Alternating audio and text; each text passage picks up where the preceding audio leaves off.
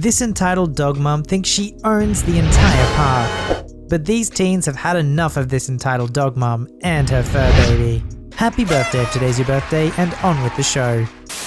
A bit of backstory. My dad met my stepmother shortly after my mother died. Don't feel sorry, she was a narcissist, but that's a story for another dozen or so posts. I always knew she didn't really love me, but I was 18 and moved out shortly after and didn't really meet her that often, so it didn't bother me. She made my dad happy and we were civil. Not friends, but not enemies either, so I was fine with it. And now to the story. I went to visit my dad for 2 weeks and brought my son with me. Everything seemed to be fine at the beginning. I have a half brother who is 6 at the moment. My son is 3.5 years old, so they played together. There were a couple of fights, nothing major, just 2 kids having disagreements. And then, this Saturday, I went to bed early because I had a migraine, so I didn't help clean up in the evening. The house they live in isn't fully renovated yet, so there's a ventilation pipe next to the room I was staying in, through which I could hear the conversation she was having with my dad,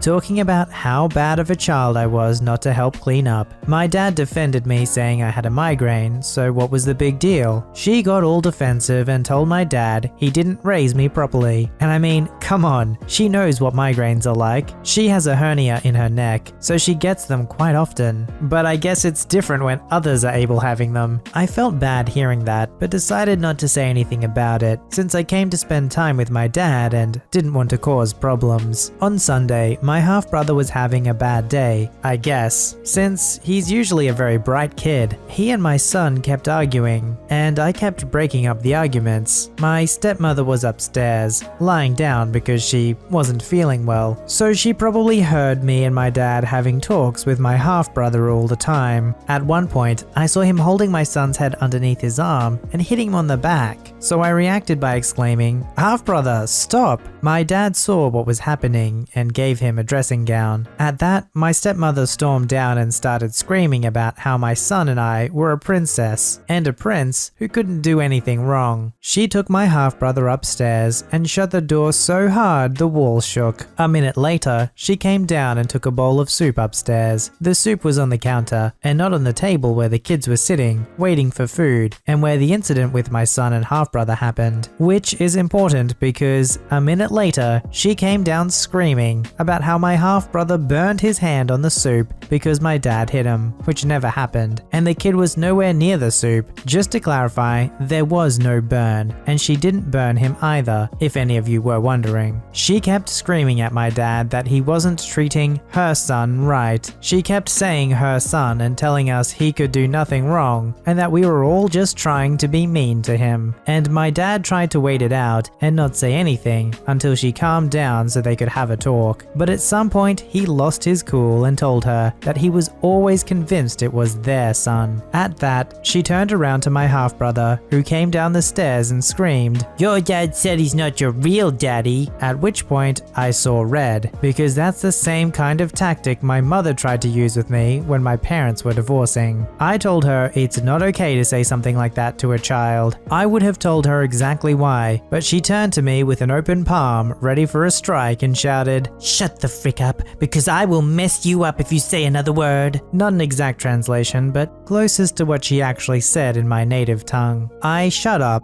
although I wish I hadn't, and that I let her hit me, so that I could call the police. My dad decided to split up with her after that incident, so we would have something to show the court in the custody battle about to happen. My dad told me to let it go, and went to talk to his son to assure him he loved him, and mummy didn't mean what she said. She was just angry, basically damage control. At this point, my son, who was eating soup at the table, 3.5-year-old let me remind you, and who didn't understand what was going on, decided to say, "I don't like half-brother," to which she shouted at him to shut his effing mouth, and if he didn't like him, then he could play somewhere else. I told her to never speak to my son that way again, and position myself between her and him. She turned and walked back upstairs. Me and my dad had a talk, and he decided to drive me and my son on to his brother's place because this was not a good environment to be at. I ended up going home a day earlier. Today I got a text from my stepmother saying she was sorry. She didn't mean any of that, but that she couldn't turn back the time. I haven't responded yet. To tell you the truth, I don't know what to tell her, even if I want to talk to her ever again. Honestly, it's hard to blame him for feeling that way. Who wants to put themselves or their children in such a toxic environment? I mean, at least the 3.5-year-old had some wisdom behind him, right? He was cluey enough to know that he didn't want to associate with them anymore. It's hard to tell when you see those text messages that are like, "I'm sorry, but I can't turn back time." How do you determine if it's sincere or if they're trying to just sucker you back in to go for round 2? This was when my friend and I were about 16. I'm 21 now. He wanted to meet up at the park in our neighborhood to hang. My dog, a very beautiful German Shepherd and Australian cattle dog mix, saw me start to leave and gave me a sad look, so I decided to take her. It's important to know that while my dog is super friendly with people she's familiar with, she's extremely anxious and defensive around strangers. She will bark up a storm at people she feels scared of, but she would absolutely never attack another person or animal. Generally though, she's pretty docile in public spaces, like parks, as long as there's not a lot of people. Since my friend lived closer, he got to the park first. I texted him to make sure there were no other people at the park. It was late evening on a weekday, so there wasn't anyone but him. I hooked my dog up to her leash and walked to the park. My dog was very happy. At this particular park, there's a large clearing of grass. Since no one was around, I decided to let my dog off the leash to get out her zoomies while my friend and I talked. That was probably not smart,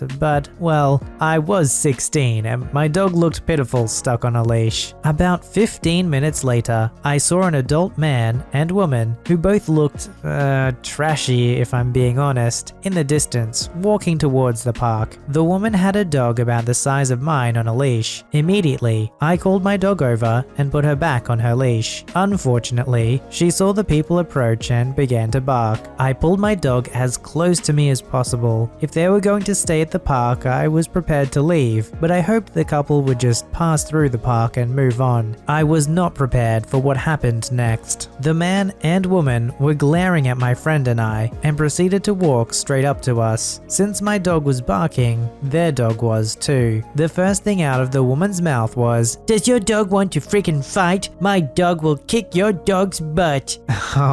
Excuse me? Frantically, I tried to tell her, no, she doesn't want to fight anyone. She cut me off. "Tell your dog to freaking shut up or I'll let my dog off her leash." Now, I feel really bad for their dog. She looked like a much older dog and definitely not like she was well loved. She just kept barking and pulling on the leash. Occasionally, the woman would partially let go of the leash to allow the dog to charge at us, only to harshly yank her back. This whole time, the man with the woman was quietly glaring at us and puffing his chest. And since her dog was barking and being threatening, my dog was only getting more upset. She was literally shaking in my arms as she barked. I gave my friend a look and he understood what I wanted. He and I both got up and started to leave. Apparently though, that wasn't enough for this couple. They followed us at a distance out of the park and about halfway back to my house before they turned and went back to the park. After that, I literally never brought my dog back to that park. For a while, I was afraid just to hang out there with my friend. My dad insisted on driving my friend home that night, since he would have passed through the park on his walk home. I just don't understand what gave that grown woman the right to threaten 2 teenagers and their dog. We hadn't done anything to them, and I was literally preparing to leave if they intended to stay at the park. I know what my dog is like, and I knew there was a possibility somebody would show up while we were there. I realize it's scary when a strange dog is barking at you, but most people would just politely request that we leave.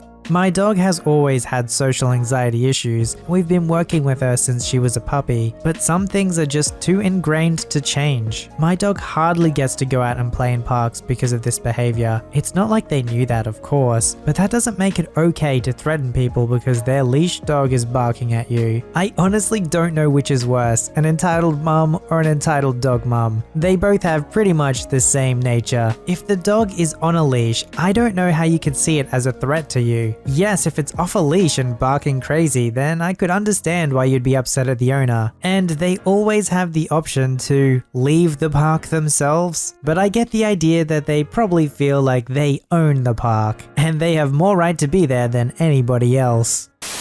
So I was celebrating my 21st on end of May, which is not a big thing to celebrate in Germany. The only thing to celebrate is that you would be able to party in Vegas, but that's it. In Germany, you can do everything once you hit 18. My entitled aunt doesn't live anywhere near, but didn't even bother to write me a happy birthday text the last few years. Don't ask me why. I've never done anything to her, but she's the type to show up when she needs help, but when everything is fine for her, even temporarily, she doesn't give a darn. She's my mother's sister, but she straight up forgot about my birthday multiple times, even after being reminded by my mother. Important to know for the story. My aunt had a long-time husband before divorcing him, and they never had children. I visited her and her ex-husband multiple times with my family, and he was the perfect uncle. He always cared, always had the open ear for everybody, and always kept her in check, I guess. And he was well off. I don't know what he exactly did, but he was the IT guy who survived .com and was big in investment, but always was humble about it. Just not the guy with the big house and the big new car. He always seemed like a regular nice neighbor who just happened to have more in the account than others. I never even assumed that he was that well off until he invited me and my parents to his lake house. After divorce, he still kept contact with everyone and invited me on his new sailing boat, just his personal hobby. Happiness was her name, and this boat wasn't cheap. I reckon her used price would be double the combined price of both my parents' cars, which aren't cheap cars, but this boat easily goes for 100k euro new. Why would I add this, you may ask? Here's why. God bless this man. He recently passed away, metastatic cancer. My aunt inherited everything because he had no children and no family when he died, although she married into a new family for a longer time. I was there at the funeral to pay my respects for my ex-uncle.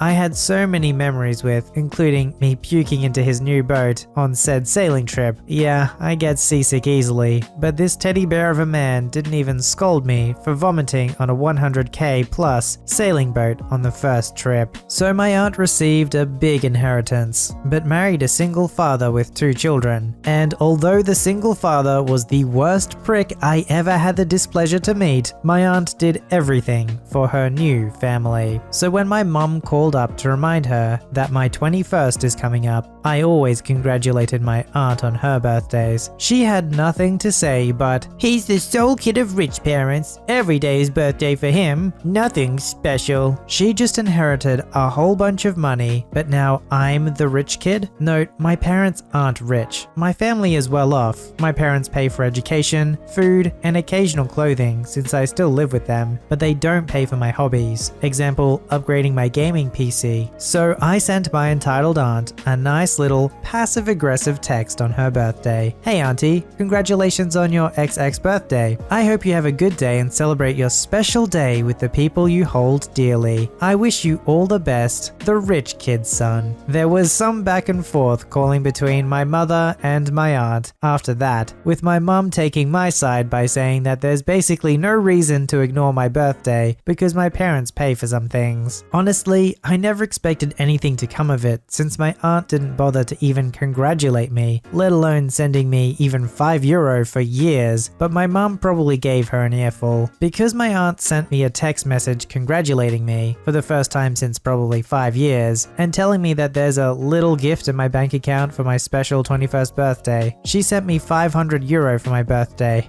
Holy crap. Family peace is restored once more, I guess. I have no idea what that mother said to the entitled aunt, but it must have been something pretty intimidating to have put €500 after doing nothing for years and years. The thing is, it sounds like OP didn't even really expect money or anything. It's just that birthdays are important to them and they remember everyone else's birthday, so, you know, hoping they return the favor with a text message. Well, I guess that's €500 more to go towards upgrading a gaming PC. Yeah, not a bad birthday. Submit your story to be read on the channel at VoiceyHere stories@gmail.com. gmail.com and join our Voicey veteran community at r/VoiceyHere. Don't forget to like, subscribe, and hit that bell to never miss an episode. Alright, Voicey veterans, I'll see you in the next one.